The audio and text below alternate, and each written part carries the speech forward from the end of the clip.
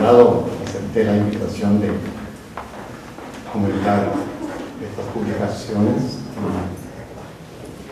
y luego de recibir el material todavía pensé que había sido una buena decisión, porque me había obligado cuando menos a revisar todos los artículos, aunque sean diagonales, dado el plazo tan corto que había para esta presentación. Así que, consultando a la directora, fui autorizado a elegir lo que yo quisiera comentar. Entonces, eso es lo que pienso hacer. Creo que la idea de tener unas publicaciones, unos trabajos de investigación sobre la desigualdad, vienen en un buen momento y estoy seguro que estas investigaciones que se presentan van a tener bastante eco en nuestra sociedad. Yo quisiera del primer libro sobre la perspectiva de los andinos comentar un artículo que es de Consuelo Uribe sobre los tecnócratas economistas y su papel en las políticas económicas de Colombia. Me he sentido seducido por este artículo, porque es algo que siempre he estado buscando. Como sabemos, hay toda una discusión sobre los paradigmas en la epistemología. Y esa discusión siempre es muy abstracta, ¿no? Según cumple, los paradigmas cambian por razones más bien sociopolíticas, porque la comunidad de investigadores decide y se ve influenciada por nuevas ideas. Según algunos epistemólogos de la física, más bien en la física los paradigmas cambian porque hay nuevos instrumentos de medición que permiten conocimientos, progresos, porque esas nuevas formas de medición, esas innovaciones abren campos y desafían a otros conocimientos. Y así, debido a esos cambios en los instrumentos, la física avanza, como dicen, de funeral en funeral, enterrando teorías y abriendo nuevas. Pero este trabajo de Uribe presenta un caso más bien de cómo es la mecánica del cambio del paradigma, qué se necesita, cómo opera. Y el paradigma es pasar en un país como Colombia de políticas más estatistas a políticas más liberales o viceversa. Y entonces presenta el caso de la formulación de una política liberal que fue orquestada, que fue ayudada por una tecnocracia formada en las universidades privadas de Colombia, como la Universidad de los Andes, la Javeriana, y que luego estos estudiantes brillantes fueron a Estados Unidos, a Harvard, MIT, luego volvieron a Colombia y ayudaron a la construcción de un marco institucional liberal. Lo estoy resumiendo muy mal, porque la historia, la gracia de esto está en la mecánica. Cuenta las historias, no personales, pero sí la del grupo. Quiénes son, y en esa descripción uno ve la élite colombiana formando sus propios cuadros para ayudar al gobierno, que posiblemente también es de la élite colombiana. Entonces, esto me recuerda un trabajo de Eric Wright sobre el papel del grupo intermedio entre trabajadores y capitalistas que sería desempeñado por los profesionales, por los científicos, por la tecnocracia. Entonces el mecanismo del cambio viene facilitado, o mejor dicho, el cambio en las formas de ver el mundo social y la política, en la manera como se acepta que el conocimiento sobre el mundo es que, en términos sociales y económicos, es que cada uno haciendo lo suyo y haciendo su esfuerzo va a hacer el bien común.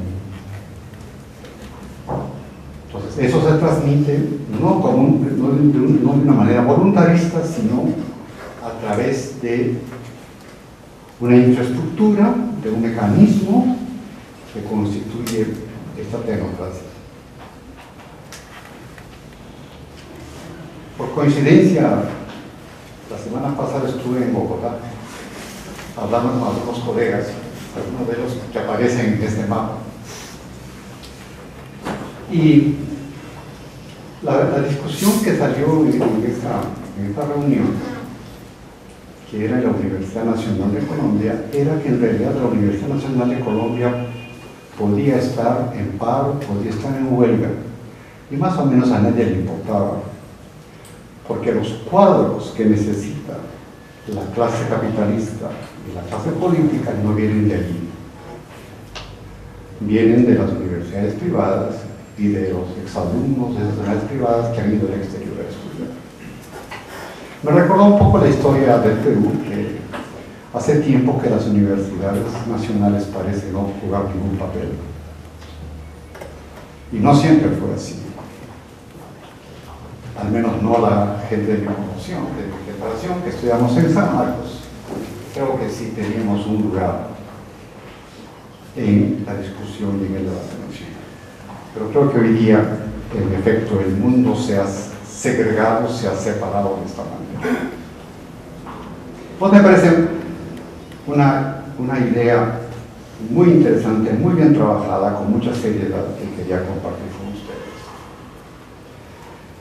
Con respecto al libro de las desigualdades en el Perú, de Julio Kotler y Ricardo Cuenca, quisiera comentar dos artículos que también tienen que ver de manera muy interesada en mis preocupaciones. El primer artículo se refiere a la relación entre la democracia y la desigualdad, que ha escrito María Isabel Remy. Me parece un trabajo bastante interesante y muy útil porque es un balance, es una revisión de la literatura, no solamente peruana, sino latinoamericana, sobre cómo se ve la relación entre la desigualdad política y la desigualdad económica. Comienza con la hipótesis implícita de que la democracia y cómo funciona la democracia depende de la desigualdad económica. Pero conforme uno avanza en el texto, la pregunta va cambiando. ¿Cómo la desigualdad económica depende de la desigualdad política? Este problema que se ha discutido tanto y el Instituto de Estudios Peruanos es uno de los lugares donde he escuchado hablar más de este tema, el de la ciudadanía. ¿Por qué es que después de 200 años casi de república todavía no tenemos igualdad en cuanto a ciudadanía? Y una razón pudiera ser porque no tenemos desigualdad, porque tenemos desigualdad económica.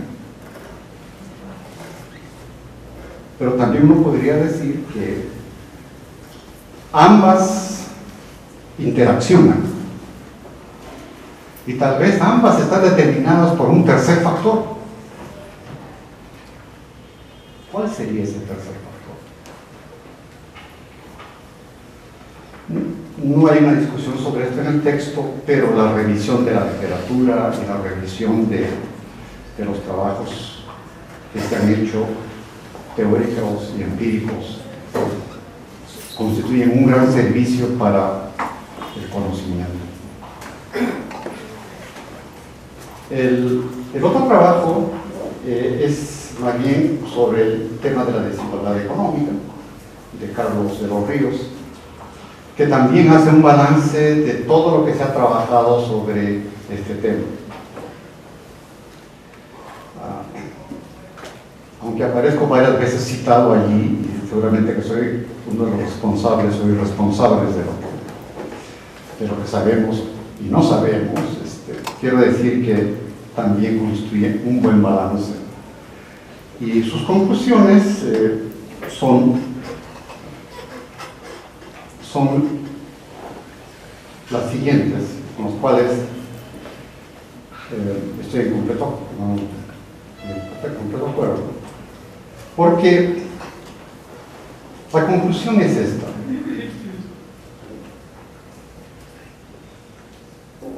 A pesar de todos los cambios económicos que ha habido en el Perú,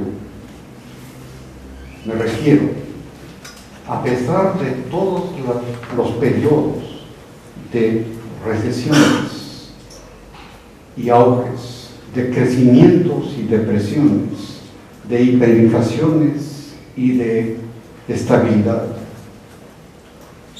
a pesar de todos los cambios políticos que hemos tenido, de gobiernos democráticos, menos democráticos, de gobiernos más liberales, de gobiernos más dirigistas, de gobiernos civiles, de gobiernos militares, todo lo que hemos experimentado.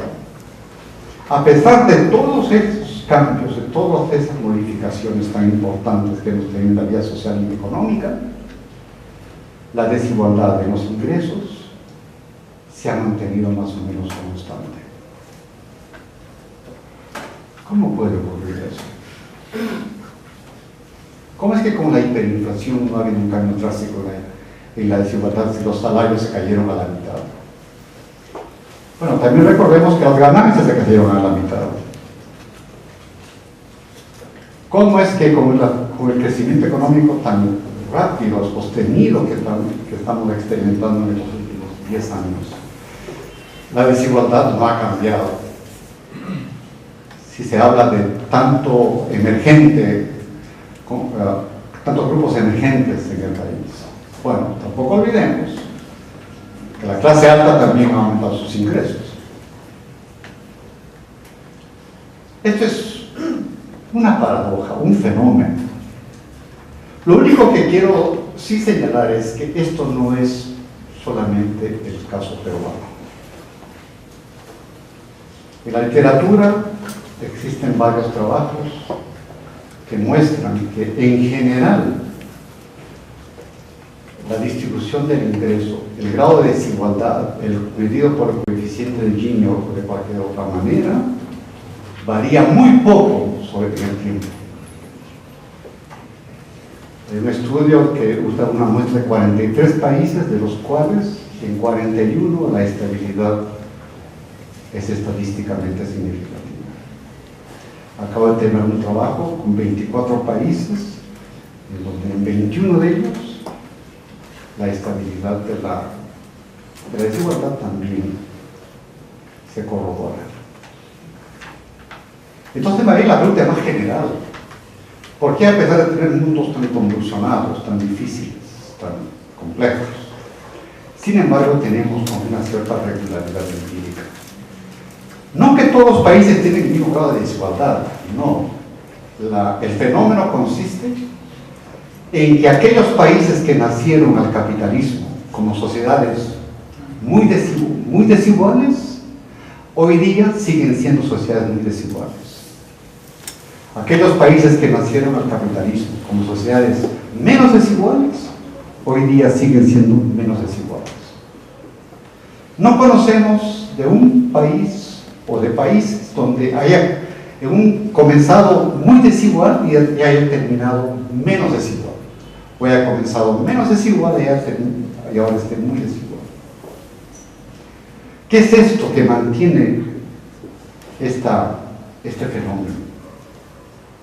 Bueno, eso es lo que constata el trabajo de los Ríos, y un dato que indica en sus conclusiones, que también quisiera destacar, es que en la literatura que revisa rara vez los estudios examinan la dominancia estocástica y los errores muestrales que existen en las bases de datos para sus mediciones.